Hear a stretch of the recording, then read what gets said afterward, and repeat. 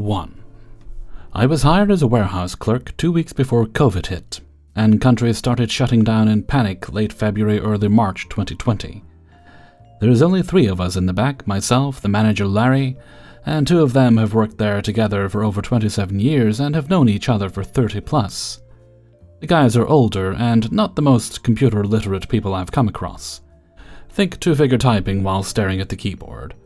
I tried to push the idea that computers, since quite a long time already, are the new tool in this modern age, and they should absolutely embrace the technology instead of reminiscing of old times.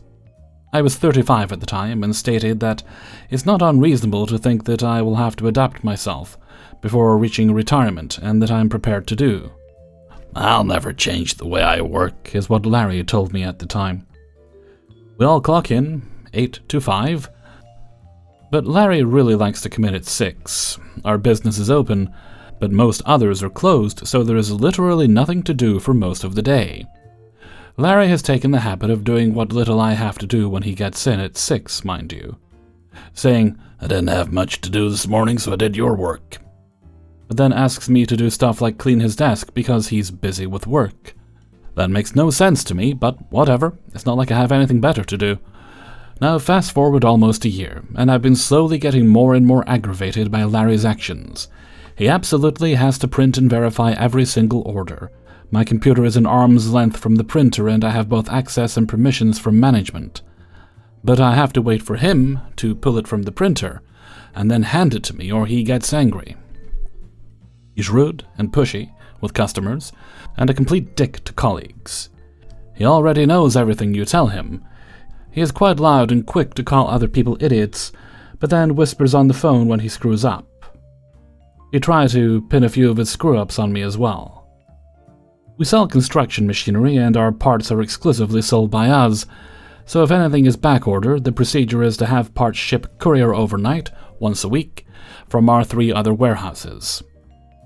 Usually that's 3 to 6 boxes total, and takes little to no time to receive. Pull the orders and ship them out. Except, lately it's been closer to 20 to 25 boxes regularly, and I'm starting to get really annoyed by Larry's process. With regular volume, it's an okay process, honestly, and normally wouldn't be an issue, since almost no new machinery is being sold and we are only selling service parts for the most part. We are not receiving the big truckload transfers we used to, so our part inventory is much slimmer, so more backorder parts. Essentially, Larry's process is to manually go through each part one by one and associate it to an order. Once complete, and only then, does he send an email to someone to release the order so we can ship. It's now taking so much time that I have nothing to do for 6 hours during the day, but must rush like a madman to get things packed and labeled before the truck arrives for our daily pickup. We use SAP for an ERP WMS, but he likes to call it the stupid-ass program. Apparently SAP cannot do what he does. Well, Larry, I beg to differ, and now my life's goal is to make it happen. I start browsing what's available in SAP during lunches, looking at a query already in place or something I can easily modify. I'm no developer, but I've taught myself how to code over the years. After 2 weeks of searching on and off, it finally pays off. I find the holy grail I am looking for.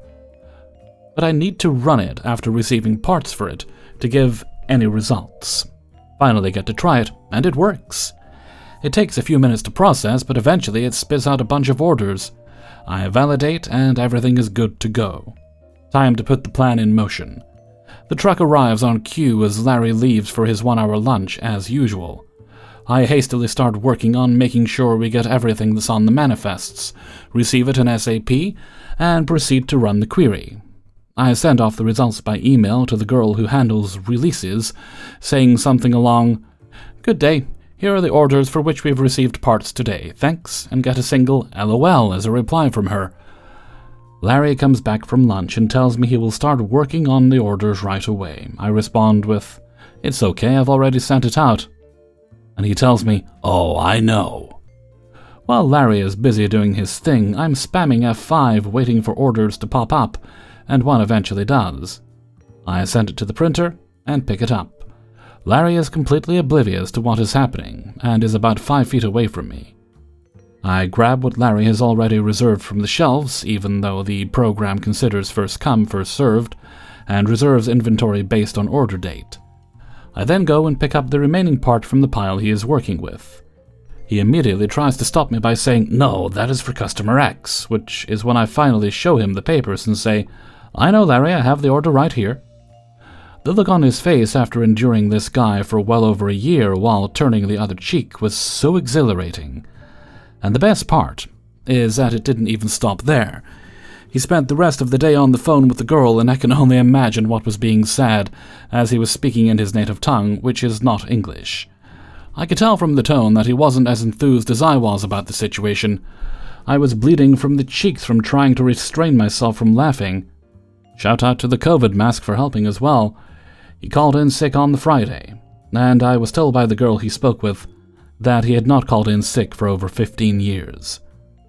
I was given a lot more leeway in our system after word got around, and that made him freak out even more, and I took full advantage of it. "No, we can't do that. We need to ask X to do it for us." "No, Larry, you can't do that. I have X's authorization to make modifications that I deem necessary." Petty and sassy. P.S. Even though I didn't enjoy working with the guys in the warehouse, the office staff were great, and the COVID situation provided me with a unique opportunity to take on the role of an unofficial logistics coordinator for a brief period. I knew very little apart from the assumptions about supply chain and trucking industry prior to joining, but I'm a quick learner. I left a few months later, eventually landed a job in a logistics brokerage, and now work hybrid remote in transportation for a major retailer. There's a business analyst position that will open up shortly, that I will be gunning for. 2. This was last year. In hindsight, I feel a little bad for the professor. He wasn't the worst I'd ever had, and he was up against a university that was in turmoil behind the scenes and spearheading an untested new course. That being said, I am paying quite exorbitantly for this education, and he was a right snot about this, so It was a history course, and one of the assignments was a group project wherein we presented in front of the class. There was a 3-hour seminar taking place in a lecture hall, the last hour of which was reserved for 2 groups to go up and present at half an hour apiece. This would involve a Q&A session afterwards, just to keep us on our toes, I suppose. The professor really emphasized that we pick the week and topic we were going to present in, and that's that. It's first come, first served. And if you miss your spot, you get a 0. Thought nothing of it at the time, seemed fair, didn't like his attitude, but whatever, right? Well, I won the lottery with the group I was assigned. They were grand lads and a dream to work with. We decided on an advantageous week to present, given our schedules, and we spent the run-up fine-tuning this presentation and really getting it to work. We used a stopwatch and everything, even brought in outsiders to ask questions we might not predict. All was well. Except we were presenting in week 5, and a disturbing pattern had emerged during the semesters in weeks 2, 3, and 4. For all his talk about keeping things constrained and everyone working within a schedule, whoever went second was screwed. The first group always ran long, and the second group had to make do with at most 20 minutes. You could see the stress on their faces. So come week 5, the rest of my group, a little bit more nervous than I am, worries about whether all of our careful planning will be for pot. I decide to throw a Hail Mary, thinking that the worst I can get is a no, right? So I go up right before class starts and ask the professor what are the odds we might go on first out of the 2. After all, we're sure we have this down to 30 minutes. The dude proceeds to rake me across the coals in front of everyone. I was speaking in a normal voice, but the podium was right by the door, and people were filing in. Tells me not to ask such a stupid question, and go back to my seat. I go back, tail between my legs, angry, and sit with steam shooting out of my ears for the next 2 hours. Sure enough, the other group goes first, and sure enough, they run long. We shoot concerned looks to the professor, who is too busy watching the other group to notice. Come 50 minutes in, and the first group is just about wrapping up. The guys in my group are silently freaking out about this nightmare, right? That's when the professor stands up, polite applause all around, and says, "Well, I guess we're finishing early today, huh?" Like a scene out of a courtroom drama, the four of us stand up like a shot and ask what the hell is going on. He can't quite hear us from the back, and we're all talking at once, so he asks, "What's going on?" I charge down those steps like King Kong. In the same tone of voice, in front of the same door that people were now filing out of, I tell this guy that we're booked for the assignment today and we have something prepared. What? Turns out he plumb forgot that we were presenting today, and that's why he was so mad at my suggestion earlier. So I tell him we're presenting now, to an empty room, or he's giving us 100. The poor guy sure did try. Insisted we hadn't signed up this week, we had. Insisted that he could schedule us in next week, even assuming 2 of 4 of our group weren't away on placement for their teaching degree. We booked for this week as ordered. Insisted that he had somewhere to be, not my problem, mate. Dude just had to wear it. After making a phone call to presumably his next appointment, he had to stand there white as a sheet and wear it. I'll never forget the look on his face. So we presented to a lecture hall empty of all but the professor and 2 students who, I guess, wanted to see more of the show. We got a great grade to boot. 3. I've been working with a home health agency for the better part of 9 months. I work 12-hour days with cases ranging from complex to simple. In that time, I've worked 11 unscheduled doubles and 42 additional 12-hour overtime shifts. I have used exactly 2 sick days, 1 for myself and 1 for my kid. I do not call out, I do not show up late, I do not do the corner cutting they suggest. I take vacation time on my off days. I've saved them on 3 specific occasions from failing audits. I picked up so much because A, the money is nice, B, I legitimately care about the well-being of my patients, and C, they begged me. You see, the company I work for likes to take on new clients without having enough staff to cover that patient. Then they freak out and offer bonuses for us to pick up. These are governmentally contracted jobs with big DOE bucks coming in. If they can't prove the patient is taken care of, they are fined heavily. Too many fines and they are blackballed from taking new DOE clients at all. This company is so poorly run, it's a joke. They have 8 schedulers, but still send mass texts every single day asking us to pick up. These happen all hours of the day and night. They often double book or randomly change schedules without informing clients or nurses. They also underpay for my area. Not much, but paying $4 less an hour is a big deal. They also won't respond to your questions, calls, or texts for days to weeks at a time. I've been looking around for a while and found a company that pays more, has good leadership, and they said they'd have me on the ground running closer to home if I just went through their hiring program. I agreed and have been an employee with them for about a month, just no hours worked yet. Back to my malicious compliance. I knew they'd be out of town for a couple of days and have 9 days worth of PTO banked. I decided to help them out and ask for 3 days off. I assumed that would give them enough time to fill my spot. I did this on September 13th. The days I requested are October 12th, 13th, and 14th. It's a mini vacation for my family since I worked all summer. Monday, I received a nasty email about the final day for PTO requests being September 10th. I let them know I was trying to help them out by giving them time to fill it.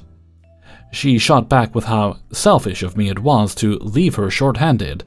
She rejected my PTO requests. Tuesday, I showed up at the office to discuss this little frustration. I mentioned my exemplary work history and intention of making things easier for them. She slammed the table with her balled fists and said, "You will work those days. I don't care if you have a trip planned to Australia. You'll be there. If you don't like it, you can just leave." It was her nasty smirk that set me off. I stood up, took a mint and said, "As you wish." I expect all my PTO to be on my next paycheck in accordance with our state's PTO laws. I hope you can fill the opening on such short notice."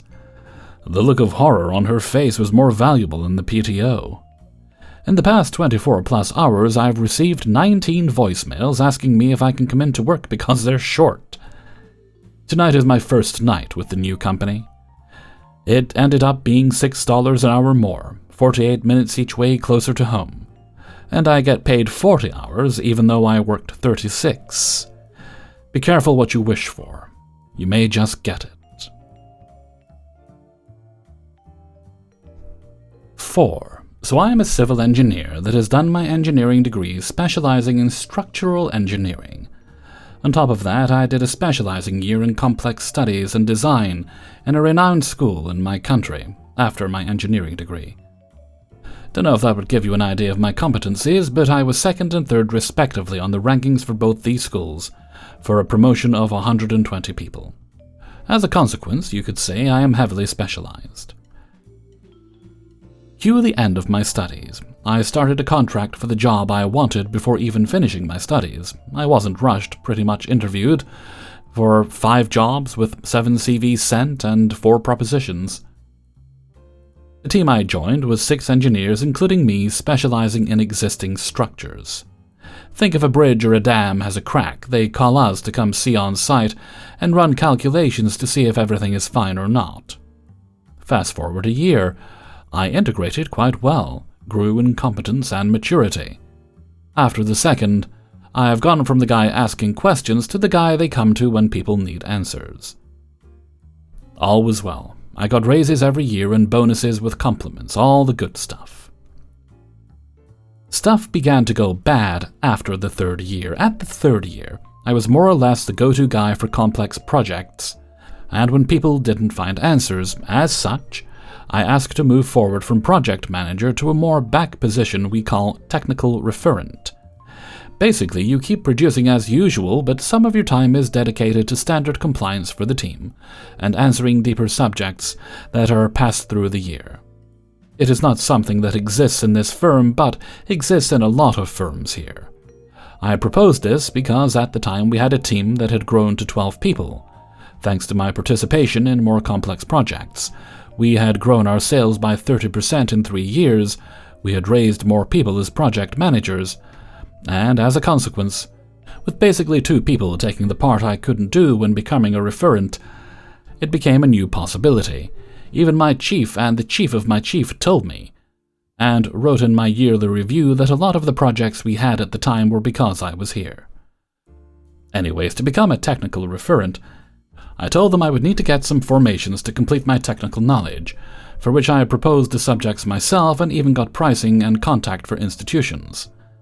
They agreed both in oral and in writing, but saying it might take some time. But they are interested in creating this position in the firm. You can begin to imagine where this is going. At the 4th year, becoming more and more essential to the team, I was teaching and testing newcomers. Everyone came to ask me questions instead of going to the chief. Even the chief came to me. He even told me that he didn't even comprehend the technical meaning of some of the technical reports and calculations I made. Basically, I became the go-to guy when blocked or all is lost. Seeing nothing happening regarding the formations I asked for and the position, I asked to see someone from HR to discuss my career plan. Well, the HR interview was a dumpster fire. They got my name wrong, never heard of me, didn't get my file, nothing, so the discussion was rather void and short. To give you an idea, the firm is quite big here for our branch of the trade, 500 people with 6 HR people at the time for all of us. Funnily, the HR I saw was the one who recruited me. Came the yearly interview after with my chief. I pretty much said I was beginning to have some doubts about their will to make me evolve. They did give me a raise and a bonus and told me they would do everything necessary to make me evolve as I asked. Now in my 5th year, 3 people left. 2 for geographical reasons to reunite with their family, and 1 because they realized they technically couldn't follow the team and projects we worked on. Nothing happened for me. I was more or less one of the 2 pillars of our team. But no formations, no evolution, no nothing. Even had to fight to get a specialized computer for calculations. Try to run a complex FEM model on a 5-year-old i5 with 8 GB of RAM all day long, and you will feel my pain.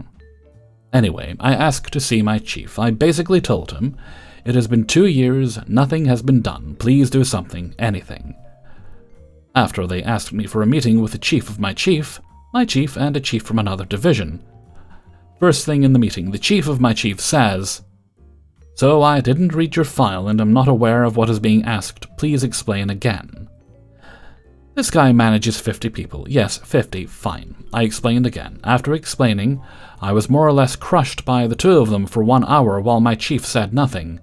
Basically, I didn't make any effort. It is my job to answer everyone. I was asking for too much and stuff like that. To be true, at the 10th minute I shut my brain off. At the end, I pretty much told them if nothing is done, I would begin to look elsewhere, and many of the team which are looking at this situation might follow.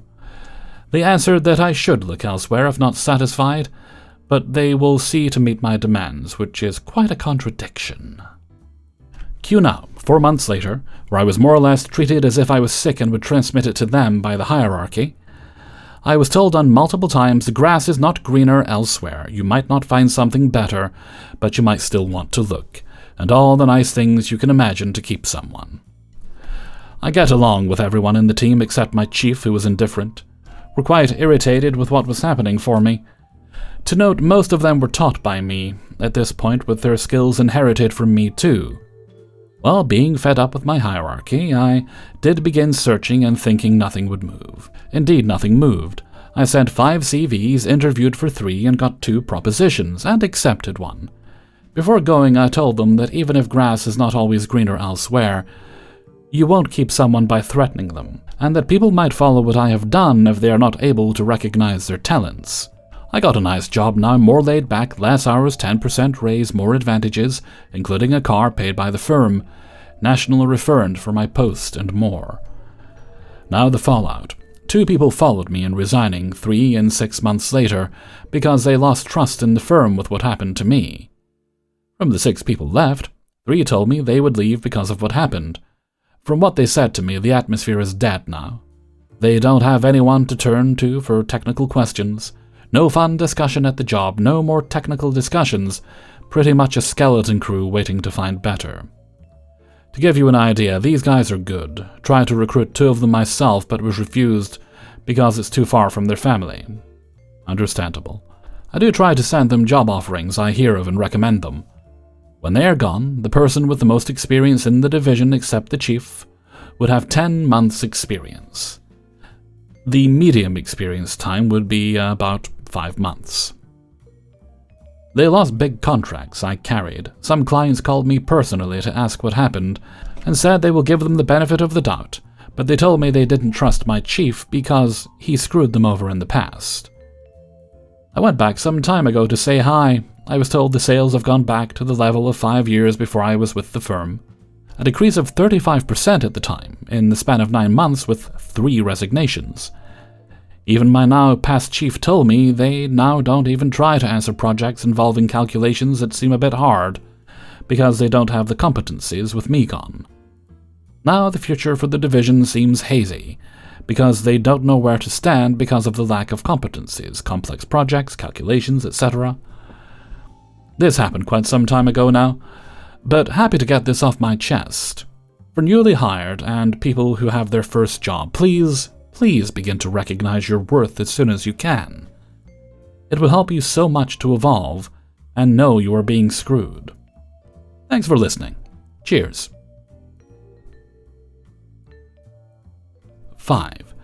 Roughly 3 years ago, my brother Micah was dating a girl by the name of Sierra. From the very first moment I met this girl, my spidey sense was off the charts. There was something off about her, but I just couldn't put my finger on it. At first I thought perhaps I was being a bit paranoid, but at only 2 months into this relationship, things started to shift for the worse. Every other weekend my brother and I would meet up at my parents' place to have a family dinner and talk about how our college and work life is going. I'm not going to say it was mandatory, but we all enjoyed catching up with one another over a large pizza and some pop or beers. He and I both know our parents aren't going to be around forever, so we did our best to take advantage of the time we have while we have it. But right around that 2 months mark, Micah tells the family that he is going to be skipping this one, because it was their 2-month anniversary, and he wanted to go to dinner with Sierra. There was something about his tone of voice that I picked up on that didn't sit well with me. Before I get too much further into the story, let me elaborate a bit about my brother and I. We are identical twins. All those things you hear about twin siblings kind of being on a different wavelength, absolutely true. As we were growing up, there were instances where we would finish each other's sentences during conversations, and though the twin link was never quite at the level of, let's say, The Shining, okay, once or twice, but we rehearsed that to screw with some friends. We could never actually lie to one another because we could see through all the BS. And thanks to a scar under my left eye from a skateboarding incident when I was a kid, we were fairly easy to tell apart. Back to the story. He's telling us this, and my mom and dad are absolutely fine with it. Meanwhile, I have this nagging feeling that he's not telling me something. We let it go and had a nice evening, just the 3 of us. I still remember my mother made homemade pierogies that night, and as for talking over supper, I just dropped the bombshell. You know, Mom and Dad, I really don't like Sierra. I can't put my finger on it, but there's just something about her. I know Micah can do better. My mom takes a bite of a pierogi and shoots a look that screams, "No kidding, Sherlock," at me.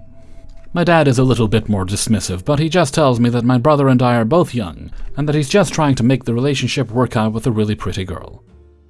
My mom must have kicked him in the knee from under the table because he just kind of jumped in place and started rubbing his leg before saying, "Well, that was me at that age." The subject changed back to our typical dinner conversation, and the rest of the night played out as it normally did. 2 more months go by, and Micah has excuse after excuse as to why he's not showing up to family dinners. I didn't need to be a rocket scientist to see what was going on. Not only was he shirking family dinner night, I was finding out from friends that he was pretty much doing the same thing to them. Many of those relationships were on thin ice because they were getting sick of making plans with him, only to have him uncharacteristically cut them short at the last second, citing car problems, allergies, or Sierra's period cramps giving her hell. It absolutely killed me to see my brother doing this to his own family, but lifelong friends as well? Something had to be done. So here's where we get to the revenge portion. My landlord is a good one. We had a pretty bad storm blow through our area one weekend, and this damaged a bunch of different types of lines, power, internet, phone, you name it, it was done. I live in the back end of town, and when I say that, I mean back in the woods, a little off the beaten path. So my landlord comes by to let me know that internet and power went back up in town, and he was going to have some linemen come over to do some work in order to get everything re-established on the property, but it wouldn't be for about 24 to 48 hours. I had to submit payroll for my current job, and in order to do so, I needed internet. So after trying pretty much all day, I finally got in contact with my brother, and he okayed me coming over to his place the following morning.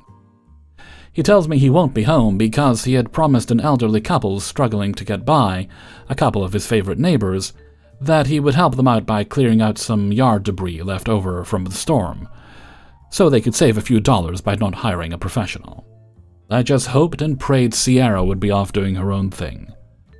I get to the house, laptop in hand, grab the spare key from under the doormat, and let myself in.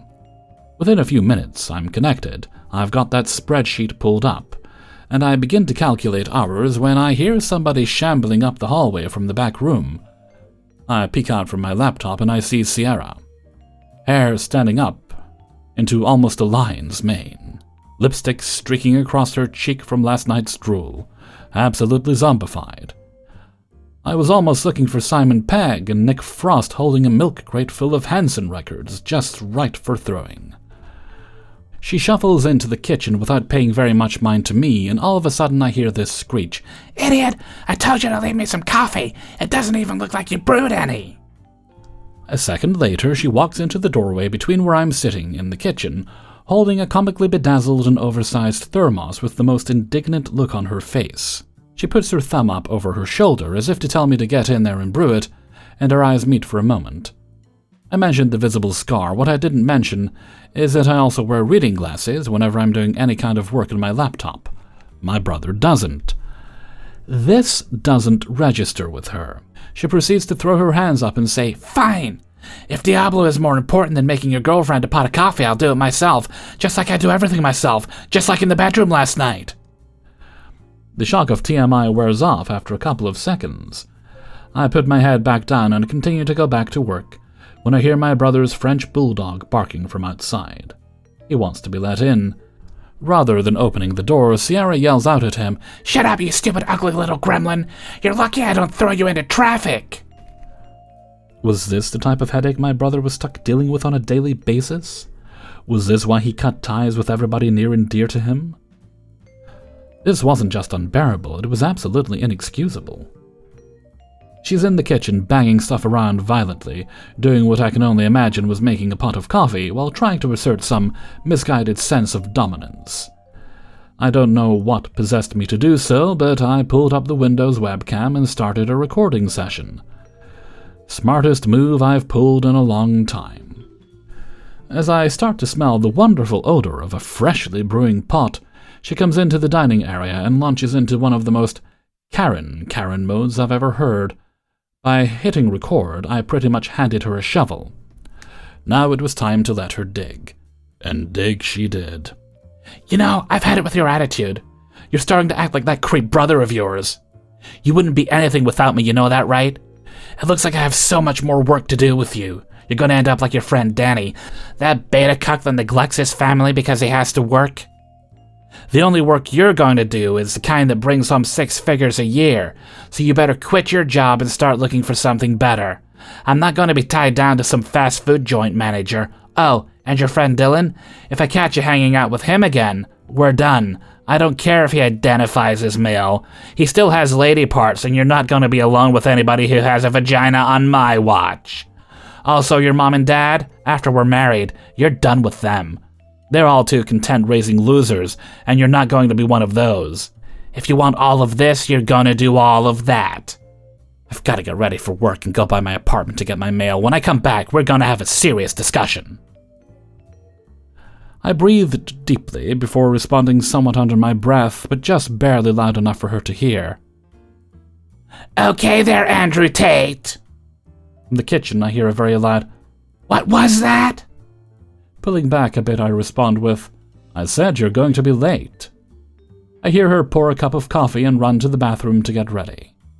Shortly before I'm finished with the last bit of payroll, she zooms out the door, past me, paying me absolutely no mind. That tirade she went into reminded me of an old-school classic, The Lion, the Witch, and the Audacity of This Bitch. I had her on camera saying incredibly hateful stuff, which I will admit I sanitized for the sake of the story. But now I had validation as to why I felt the way I did about her right there in my hard drive. Now I was stuck with the conundrum of what to do with it. I sent my brother a text message kind of half explaining what had just happened, and I forewarned him that Sierra was in a mood.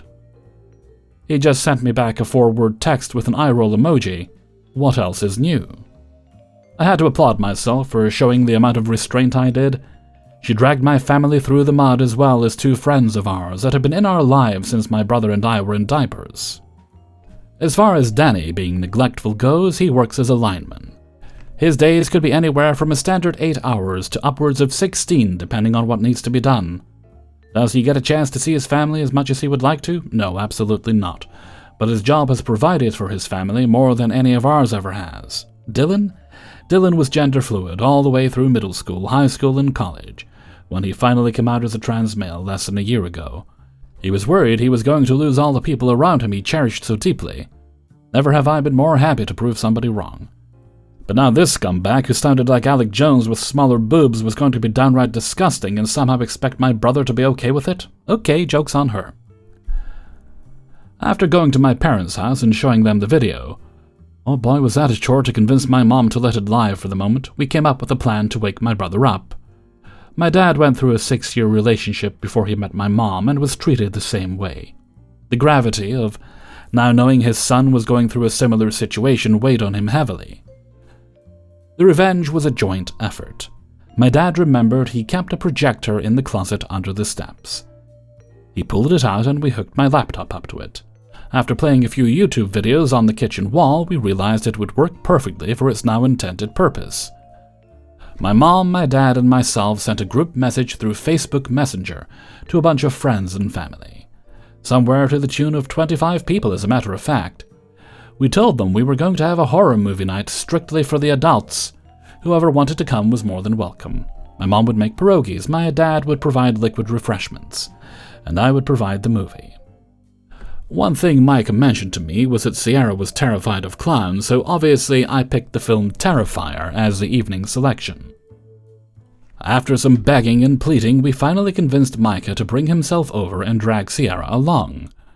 And that Saturday night, with the living room full of people, we begin the evening's festivities. Mom is serving pierogies, Danny was cool enough to bring some pizzas with him, Dylan brought along some extra beer, and nobody went wanting that night. I'm watching as people are sitting in my mom and dad's living room with a mix of disgust, laughter, and honest-to-God fear on their faces, as we were watching Art the Clown do his thing. And right at that famous hacksaw scene, I accidentally knocked the power cable out of the laptop. I'm mock apologizing as I get everything set back up and tell everybody I would get everything queued up again, and they're watching with anticipation, and then I accidentally click on the wrong video. Oopsie poopsie. Now everybody was in for a completely different horror film entirely, but it was only scary to one person in that room, as she frantically looked around with panic on her face because, let's face it, not only was she caught, everybody was reading the receipt. There was this palpable air of anger in the room when everybody turned to look at her as the video finished up. It kind of reminded me of a school of piranhas sizing up a cow that had somehow wandered into that body of water. She was about to get eaten alive. Finally, the moment of brevity we needed happens. Dylan stands up, looks her dead in the face, and says, "Danny, unstrap me!" as he puts his arms above his head. Now, I've seen people take off earrings, shoes, rings before a fight, but Dylan was dead set on physically putting her in her place, but not until that ace bandage was off his chest. My mom put a stop to everything before it came down to that, but at this point Sierra was crying and trying to garner sympathy from the very same people that she was caught on film downing so very badly. I think that was a tipping point for my brother. He stood up and put his hand out. "Key, now, we're done." "What?" Sierra responded with an indignant tone. "I didn't stutter, I'm sick of all this. You're the most narcissistic person I've ever seen. I don't know why we've gone on as long as we have, but I'm done. Give me the key to my house." Sierra stood up and started to huff and puff. She stomped her feet on the ground while shaking her arms at her sides. She attempted to yell at my brother, but now that there were witnesses, she was at a loss for words. She just reached into her pocket, pulled out the key, and threw it at his feet before walking out the door. She got about 100 feet away from the door, as we looked out the bay window, overlooking the street before turning around. She's pounding at the door, screaming, "You brought me here! How am I getting home?" Micah responded with, "You live 2 miles away, it's simple, you walk." We let the situation blow over for about 10 minutes before finishing up the film and calling it a night. God bless my mom. She hated clowns almost as much as Sierra. She was a real trooper. Mike ended up staying the night because, understandably, a swell of emotion hit him after everybody had gone for the night. Next morning, he and I decided to play it safe, and we switched out all the exterior doorknobs and locks on his doors. Things eventually returned to normal. If I'm being fair, it didn't take all that long, I don't think even a month. And yes, Sierra did try to trash-talk Micah to make it so she didn't have an inkling of guilt. But I may or may not have forwarded the video to everybody in the group chat with instructions to save it just in case. For some reason, a good portion of people were suddenly onto the type of person Sierra really was. So now Micah is doing quite well. He hasn't gotten into any new relationships since Sierra, but he's been working on his position in life and doing far better in such a short period of time. So if I have to be thankful to Sierra for one thing, is that she showed my brother so many different red flags that he now knows what he will and won't stand for. Also, he just got a new pool table, so to Danny, All I have to say is come play with us. Hey everybody, Hellfreezer here, and thank you very much for listening to Revenge's Ice Cream 382. And thank you very much to everybody who allowed me to use their stories in this video. Before you go, please do hit the like button and subscribe, and support the channel on my Patreon page, which is linked in the description. Okay, no other bits and bobs today, so let's move along to Hellfreezer's question of the day. And today's question is: what's a horror movie franchise, or any movie franchise really, that is very popular that you just never clicked with? For example, I never got into the Terrifier movies. I don't know why. I think I just don't like the look of the character. Or the Saw movies. Those have always, quite frankly, as much as I enjoy horror movies, that particular genre of horror has always creeped me out a little bit.